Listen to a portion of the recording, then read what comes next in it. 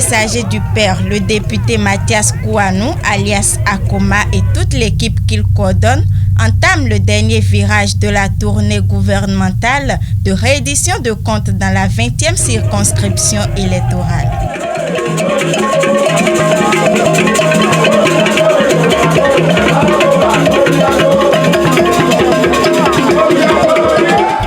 Descente en une seule dans la commune de Bonou toute la journée de ce lundi 5 août 2024.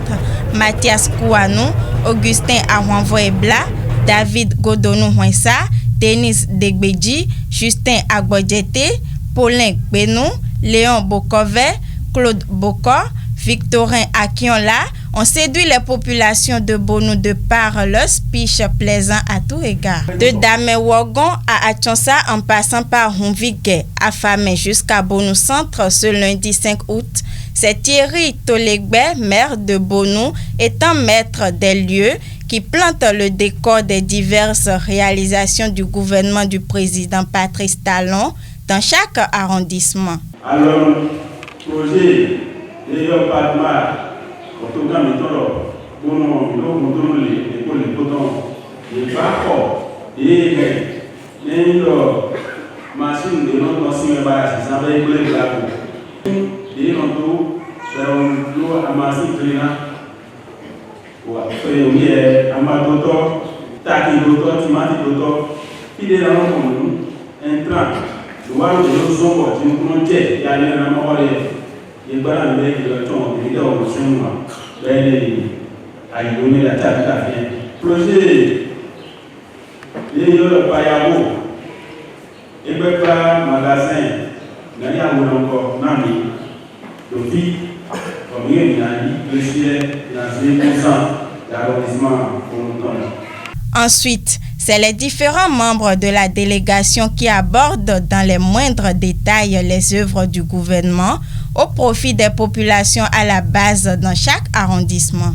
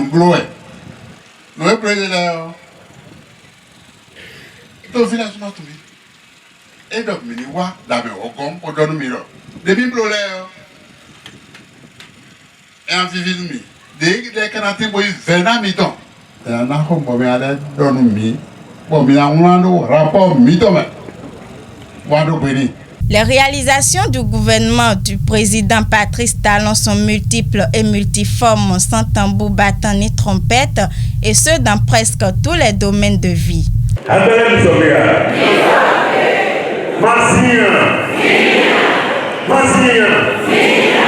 Le chef de la délégation, l'honorable Mathias Kouanou, appuie les diverses interventions de ses collègues et précise la commission du chef de l'État au profit des populations à la base. Si quelqu'un Patrice Talon non blond d'abord, l'homme non nous couche. Manuel ni non mais le tabu confile nous tout. Et c'est quand même là. Et vous le bloquez là. Nous d'un se fit là. Ni député chobo Manuel. Do eble mule ngoro fi de mele di do endo no bo fi jan ya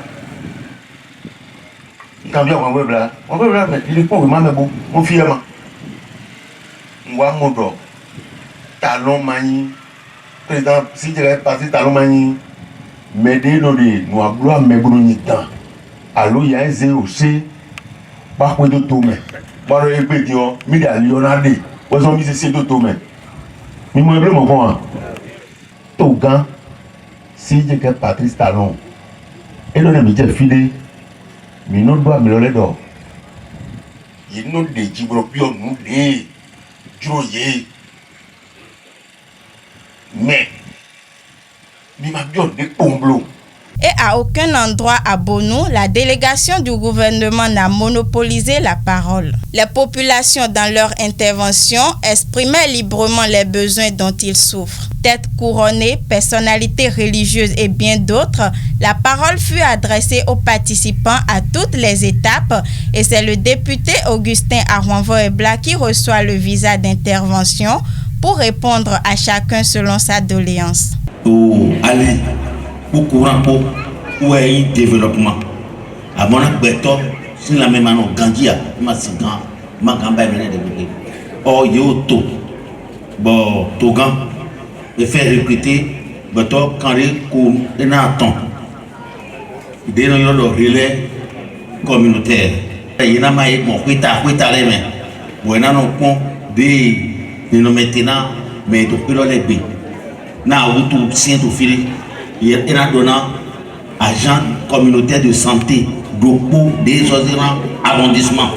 Les habitants de Bonou sont désormais bien informés des différentes réalisations du gouvernement du président Patrice Talon.